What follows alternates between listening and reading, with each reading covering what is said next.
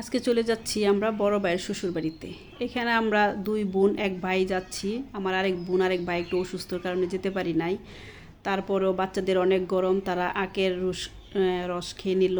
আর চলে গেলাম মিষ্টি কাননে ময়মনসিংহ। এখানে আসলে এত ভিড় ছিল, মনে হয় ওই দিন সবাই শ্বশুরবাড়ি যাচ্ছিল, যার কারণে মিষ্টিও আমরা নিয়েছি, কিন্তু এখানে সব মিষ্টি পাওয়া যায় নাই। তারপরে চলে গেলাম আমরা গাজীপুর শ্রীপুর, ভাবিদের বাসার কাছে থেকে কিছু মিষ্টি নিয়ে নিলাম।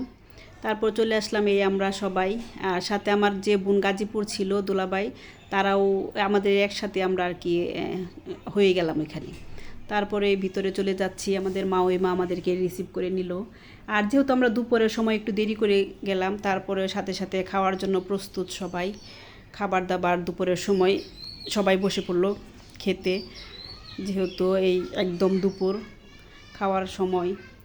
তারপরে খাওয়া দাওয়া শেষ করলাম। আসলে এই জায়গায় মা ওই মার হাতের খাবার সবই অনেক মজার ছিল।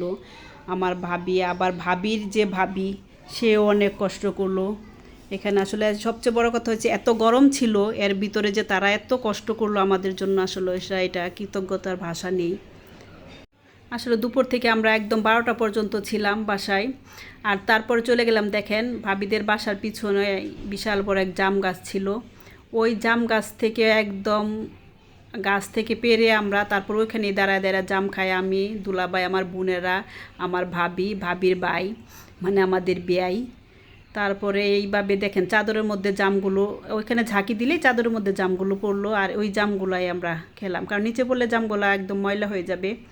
আর এই খাওয়ার পর ভাবি চলে গেল মা ওই মার হাতের পিঠা খাওয়ানোর জন্য, কারণ মা খালারা মনে হয় এরকমই হয়, শত কষ্ট হলেও তারা আপ্যায়ন করতে একদম দ্বিধাবোধ করে না। আসলে আমরা কতটুকু পারবো জানি না। তারপরও দেখেন মা ওই মা একদম গরম গরম পিঠা, গরম গরম পিঠা আসলে খাওয়ার মজাই আলাদা। এরকম চুলার উপর থেকে লাকড়ির চুলার মধ্যে একদম পিঠা তৈরি করছে, সাথে ভাবির ভাবিও হেল্প করছে। এখানে সবাই আসলে অনেক কষ্ট করছে এই গরমের মধ্যে। অবশ্য ঠান্ডার মধ্যে বা সিজন থাকলে অনেক ভালো হইতো তাদের জন্যও।